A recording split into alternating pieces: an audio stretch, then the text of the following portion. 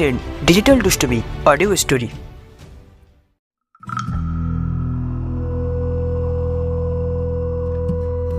নমস্কার, ডিজিটাল দুষ্টুমিতে আজকের গল্প হলো শিবরাম চক্রবর্তীর লেখা সামার ভ্যাকেশন। শিবরাম চক্রবর্তী ছিলেন একজন জনপ্রিয় বাঙালি হাস্যকৌতুক গল্পের স্রষ্টা। এই গল্পটি নেওয়া হয়েছে চোরের পাল্লায় চক্রবর্তী বইটি থেকে। এই গল্পের প্রধান চরিত্র হল লেখক হাবু, হেডমাস্টার মশাই এবং হেড পণ্ডিত মশাই। শুরু হচ্ছে সামার ভ্যাকেশন।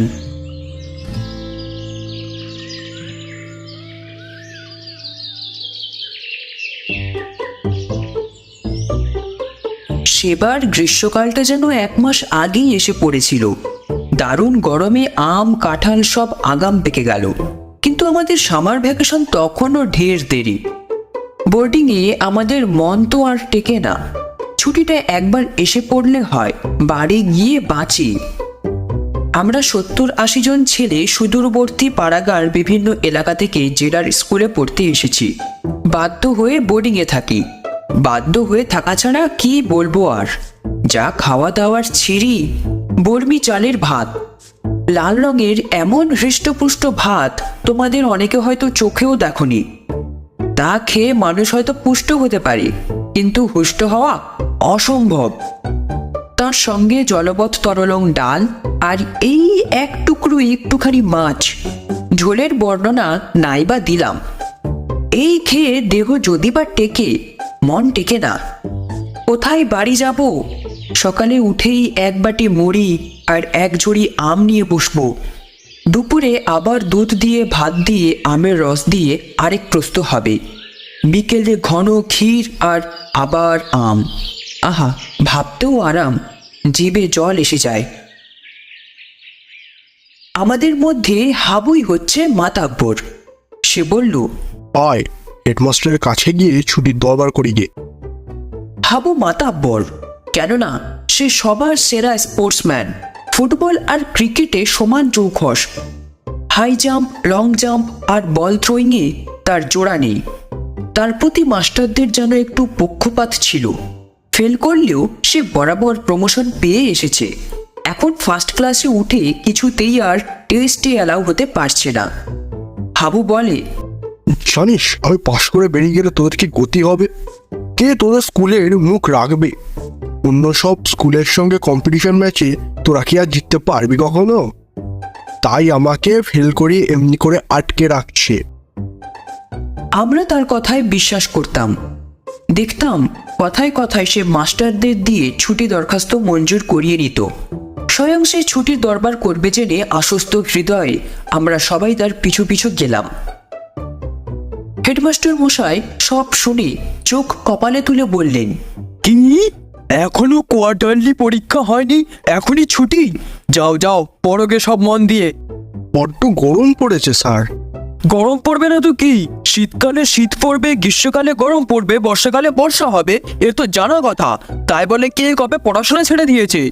হাবু, তোমার বাড়ি কি দার্জিলিং যে বাড়ি যেতে চাইছো? সেখানে গরম পড়েনি? যাও যাও, পড়োগে, বৃথা সময় নষ্ট করো না। হাবু ব্যর্থ হলো। এরকম ঘটনা আমাদের বোর্ডিংয়ের ইতিহাসে এর আগে ঘটেনি। ছুটি না পাওয়াতে আমাদের দুঃখ যত না হোক, হাবুর লজ্জা তার দ্বিগুণ। কিন্তু অপ্রস্তুত হওয়ার ছেলে সে নয়। বলল, ছুটি আদায় করি কিনা দেখ। রোজ সন্ধ্যায় ছেলেরা ফুটবল খেলে মাঠ থেকে ফিরলে হেডমাস্টার মশায়ের ঘরে রোল কল করা হতো। তিনি নিচে সবার নাম ডাকতেন। সেদিন সন্ধ্যায় রোল কলের সময় হাবুর সাড়া না পেয়ে তিনি ভারী চটে গেলেন। আমাকে ডেকে বললেন, শিবু, যা তো একটা বেত কেটে নিয়ে আয়, হাবুকে আজকে চাপকে লাল করব। ব্যাপার যতদূর বোঝা গেল তা এই, ছেলেদের মধ্যে ছুটির হুজুগ তোলার জন্য হেডমাস্টার মশাই সকাল থেকেই হাবুর উপর চটেছিলেন। তারপরে আজ সে স্কুল কামাই করেছে, অথচ দুপুরে হোস্টেলেও ছিল না। এখন রোল কলের সময়েও তার পাত্তা নেই। আমি বেত নিয়ে হাজির হতেই হেডমাস্টার মশাইয়ের হুকুম হলো, যা, হাবুকে ধরে নিয়ে আয়। আমি ধরে আনবো হাবুকে? চটেছেন বলে স্যারের কি মাথা খারাপ হয়ে গেছে নাকি? যে হাবু ব্যাকে খেললে অন্য দলের ফরওয়ার্ডদের বিপাক, আর ফরওয়ার্ডে খেললে বিপক্ষের ব্যাকের এবং গোলকির দফারফা, তাকে ধরে আনবো কিনা আমি? আর কিচ্ছু না, হাত যদি সে নাও চালায়, কেবল তার পায়ের পাওয়ার দেখায়, শুধু যদি হাই জাম্প আর লং জাম্পের সাহায্য নেয়, তাহলেই তো মুহূর্তের মধ্যেই সে হাওয়া, বিলকুল আমার নাগালের বাইরে। কিন্তু তার দরকার হলো না। পরক্ষণেই শ্রীমান হাবুর সাড়া পাওয়া গেল। তাকে দেখে হেডমাস্টার মশাই গর্জন করে উঠলেন, এগিয়ে এসো বলে টেবিলের ওপর সপাং করে বেতটা ঝাড়লেন একবার, যেন ওটাকে রিহার্সাল দিয়ে নিলেন। এমন সময় এক অভাবনীয় কাণ্ড ঘটল। হেডমাস্টার মশাই যেখানটায় বেত ঝাড়লেন, ঠিক তারই ওপরে সাহসা পরিকাঠ থেকে সশব্দে একটা চাপড়া খসে পড়ল। 81 জোড়া বিস্ফারিত চোখ মেলে আমরা দেখলাম, তা বালির চাপড়াও নয়, টালির টুকরোও নয়, আস্ত একটা মরার মাথার খুলি। হেডমাস্টার মশাইয়ের হাত থেকে বেত খসে পড়ল। আমাদের মধ্যে কয়েকজন ভয়ে চিৎকার করে উঠল।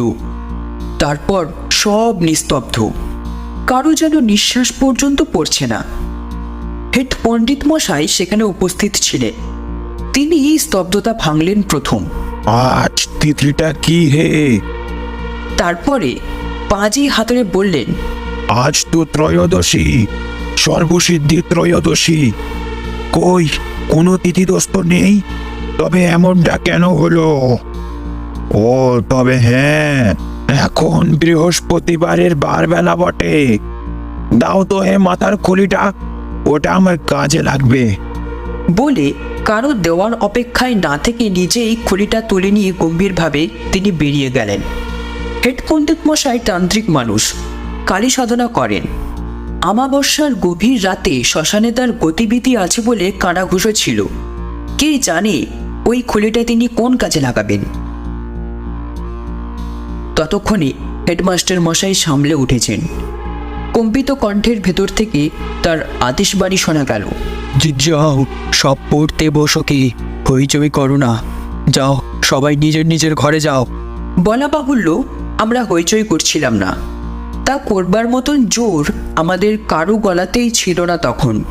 নীরবে আমরা যে যার সিটে গিয়ে বই খুলে বসলাম। কিন্তু পড়ব কি? সবার বুকের ভেতর কিরকম যেন কাঁপড়ি ধরে গেছে। দুরু দুরু বুকে যেদিকে তাকাই, সেদিকেই কি যেন আবছায়া দেখি। এক নিমিষে এত লোকজন ভরা এমন বোর্ডিং যেন একেবারে ভূতের রাজ্যে হয়ে উঠল। সে রাত্রে আর পড়াশোনা হলো না। হেডমাস্টার মশাইয়ের হুকুমে তাড়াতাড়ি দুটো নাকে মুখে গুজে ছেলেরা সব শুয়ে পড়ল। আমি হেডমাস্টার মশাইয়ের ঘরে থাকতাম। তিনি নিজের মশারি খাটানো সেরে আমার দিকে উৎসুক নেত্রে তাকিয়ে বললেন, আলোটা আজ জ্বালা থাকলে কি তোমার ঘুমের খুব অসুবিধা হবে শিবু? না স্যার। অন্ধকারে ভয় পেয়ে তুমি আঁতকে উঠতে পারো, তাই বলছিলাম, নইলে আমার কোনো দরকার নেই। নিমিয়ে দিই তাহলে, কি বলো? দিন তবে। কিন্তু জ্বালানো থাকলেই যেন ভালো ছিল। জমাট অন্ধকারের মধ্যে কাদের যেন ছায়ামূর্তি ভাসতে লাগলো। কত কি যে দেখতে লাগলাম। মনে হতে লাগলো এই বুঝি চৌকির তলা থেকে কে আমার পা টেনে ধরে। যতদূর গোটানো সম্ভব পা গুটিয়ে নিলাম। হাতের তালু আর পায়ের তলা প্রায় এক করে ফেললাম। এইভাবে কষ্টে সৃষ্টে শুয়ে কখন একটু তন্দ্রার মতন এসেছিল। এমন সময় হঠাৎ আমি চিৎকার করে উঠেছি। ঘরের অপর কোণ থেকে হেডমাস্টার মশাইয়ের ভয়ার্ত কণ্ঠ কানে এলো।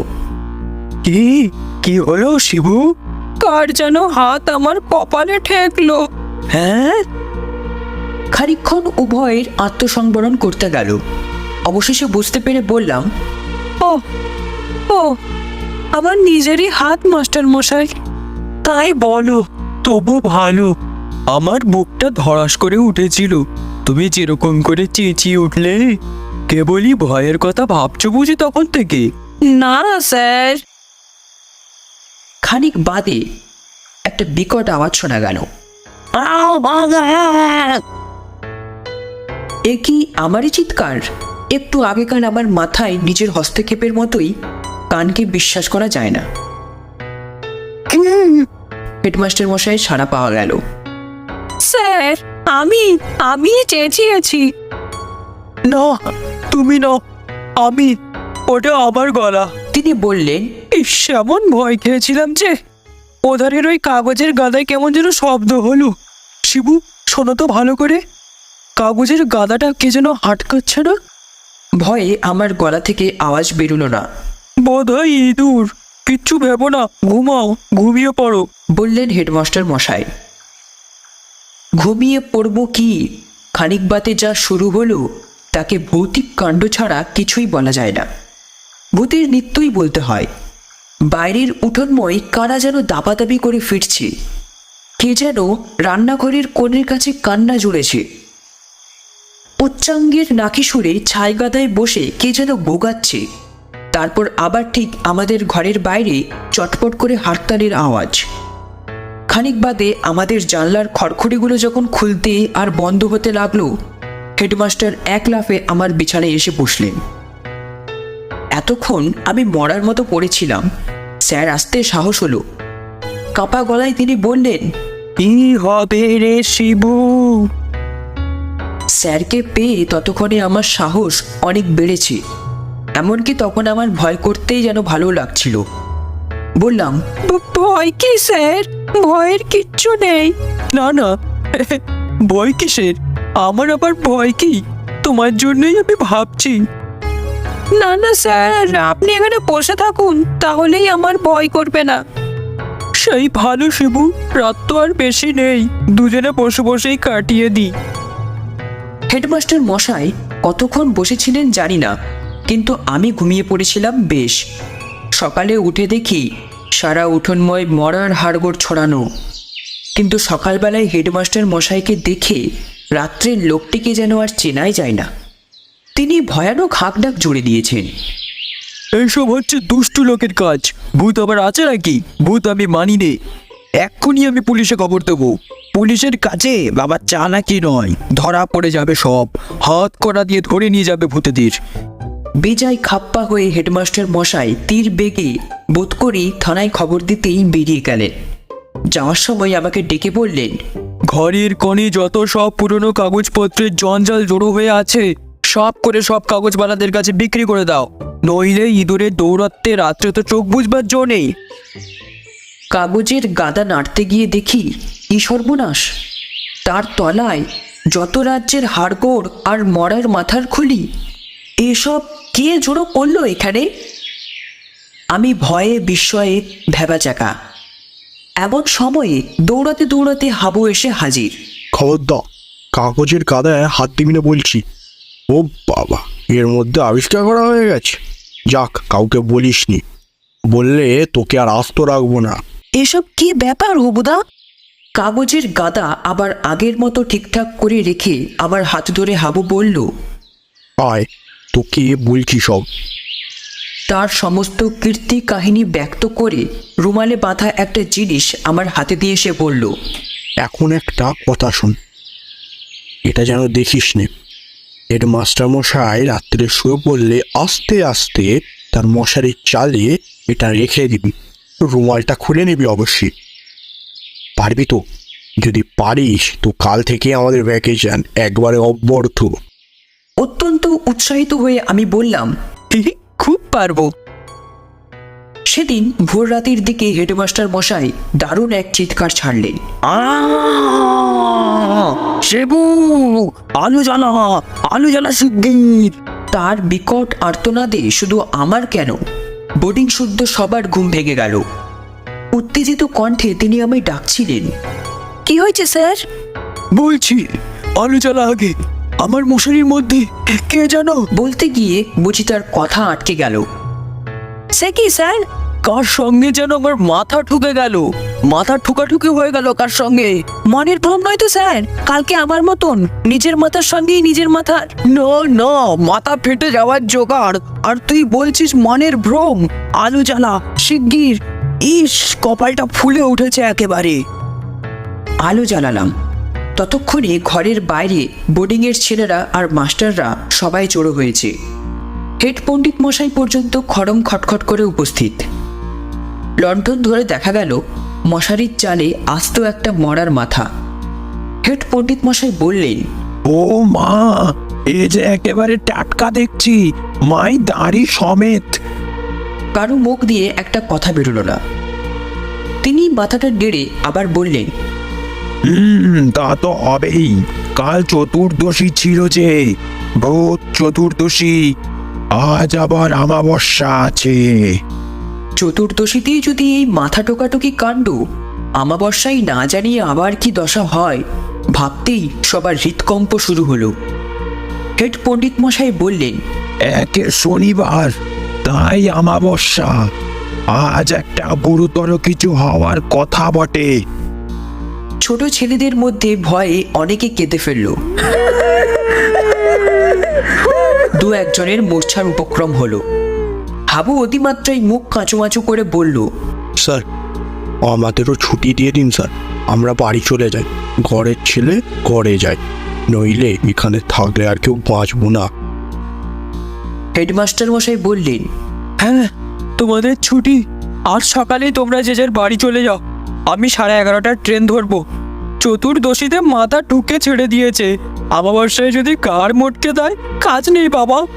ব্যাপারটা আমি বুঝতে পেরেছি। কোনো মহাপুরুষ তান্ত্রিক যোগী সন্নিকটে কোথাও সাধনা করছেন। এই ভৌতিক উপদ্রব তারই সিদ্ধি লাভের অনুষ্ঠান, তাছাড়া আর কিছু নয়। মহাপুরুষ সিদ্ধি লাভ করবেন, এতে আমাদের ভয় পাওয়ার কিছু নেই। হাবু বলল, আমারও তাই মনে হয় পণ্ডিত মশাই। কোনো মহাপুরুষ নিজের কার্যসিদ্ধির জন্য এসব পণ্ডিত মশাই তার সাই দেওয়াকে ঠাট্টা মনে করে বললেন, হ্যাঁ, তুই থাম, তুই তো বাড়ি জানিস।